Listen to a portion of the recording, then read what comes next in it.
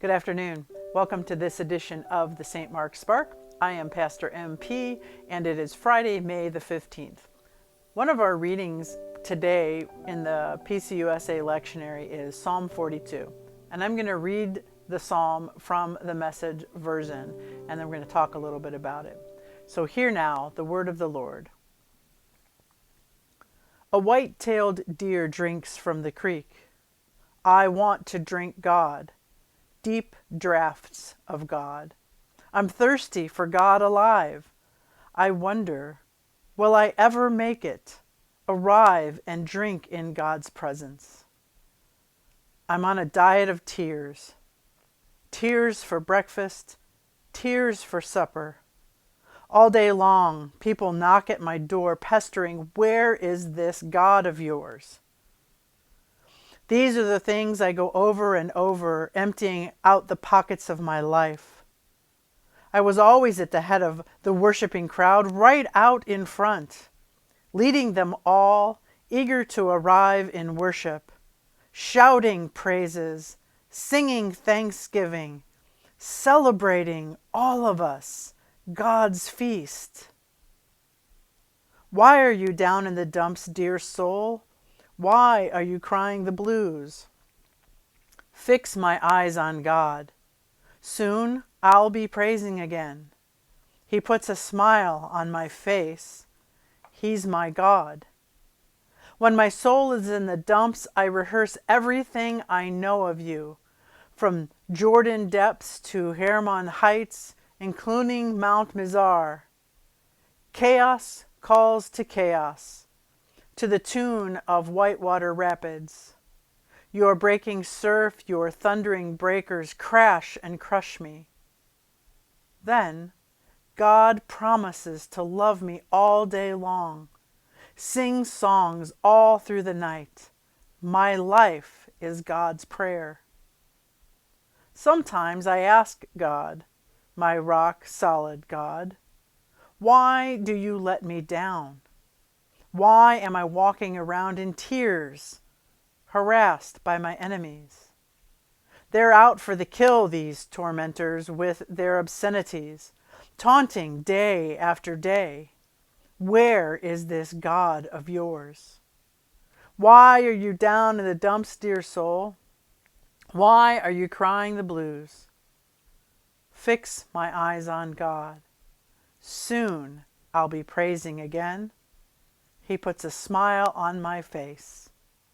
He's my God. This is the word of the Lord. Thanks be to God. Now, these days, it seems as though we may be wondering, where is our God? And if we're not wondering, other people are wondering for us and taunting us in the news media, perhaps, and on social media. And as I read through this the first time before I recited it for the Spark today, I just jotted down some notes.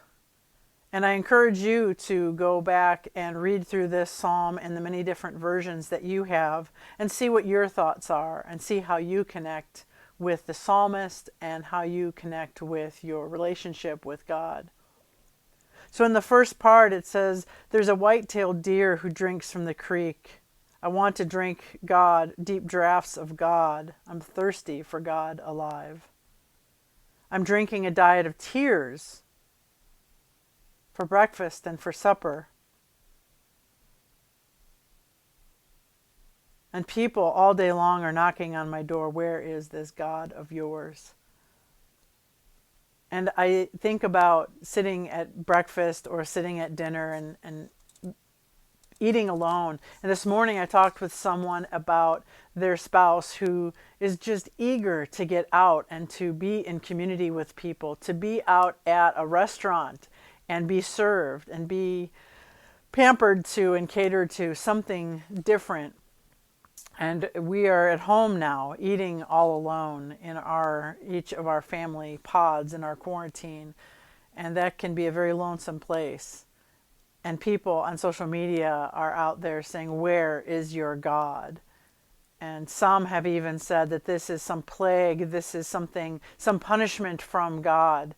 And I don't believe that. This is something that is happening in the world because it's happening, because original sin entered the world and things were changed forever. I don't believe in my heart of hearts that this is some retribution from an angry God. God loves us. So where is your God? Where are you connecting to God?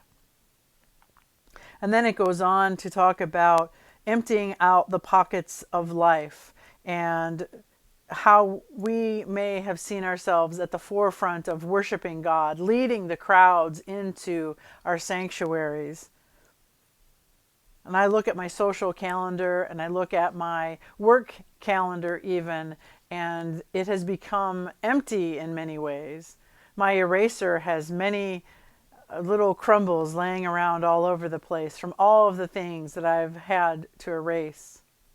But in recent weeks, all of those erasures have been filling back up with meeting, circle, Zoom, meeting, circle, Skype, meeting, circle, FaceTime with the family. And so those things are starting to fill back in, and they're starting to fill back in a different way. And then it goes on to talk about shouting praises, singing thanksgiving, celebrating all of us.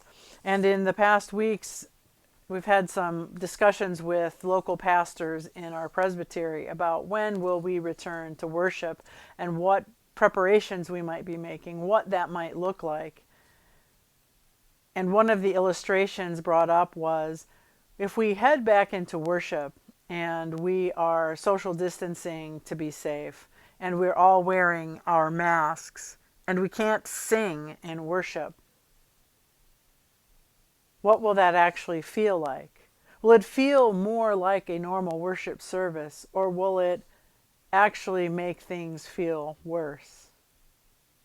So we're missing worship in the normal ways, but thank goodness for the technology that we have, that we can still worship together, still celebrate the Lord's Supper together in this fashion. And then contemplate, what will it look like when we return? It then goes on to talk about our souls. And it says, when my soul is in the dumps, I rehearse everything I know of you. And it made me think about what rehearsal looks like and what practice looks like. And this morning I had my virtual piano lesson with our music director, Marcia, and one of the songs I had been playing was the Saints, When the Saints Come Marching In. And originally it was very difficult for me. And then it got a little bit easier and I had some rough spots.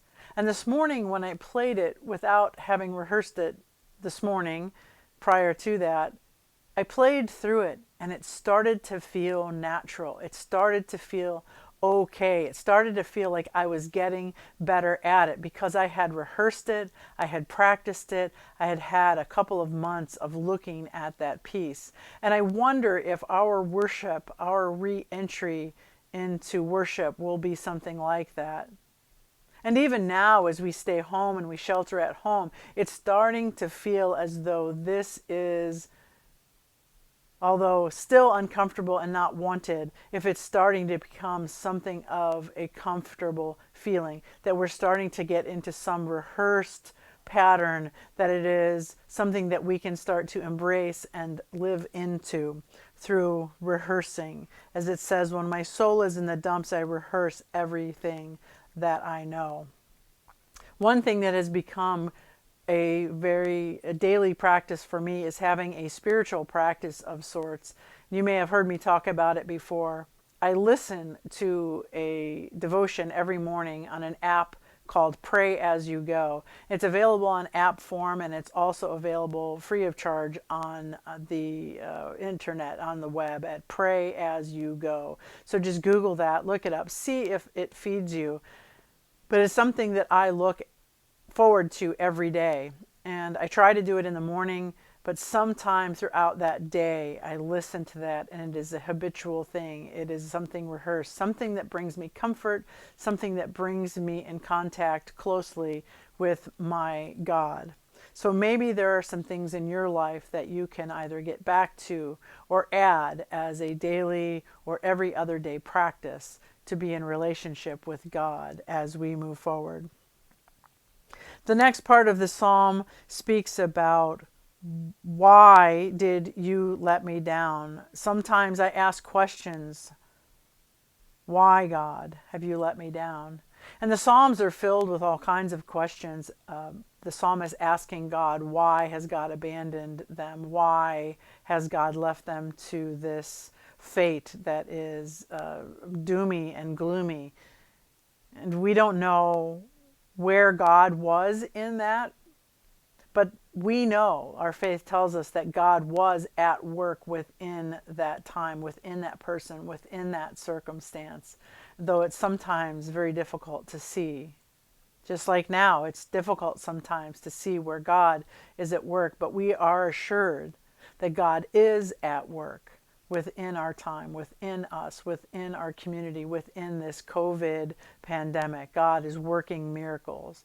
God is working out plans for a future. And then at the very end, the psalm ends with, why are you down in the dumps, dear soul? Why are you crying the blues? Fix my eyes on God. Soon I'll be praising again. God puts a smile on my face because God is God. It tells us that God is our God, and this is our hope, not only for now, but for the future that we don't know, the future that is coming, that we are certain that God is in and God is preparing for us. Jeremiah, the chapter of Jeremiah, there's a verse that says, God is aware of the plans that God has for us. God is preparing a future for us, and God is preparing that future, plans for our future, and a hope for our future. So may you find that hope. May you find God in your circumstances and hold on fast to that hope. God bless you, and we'll see you again soon. Peace.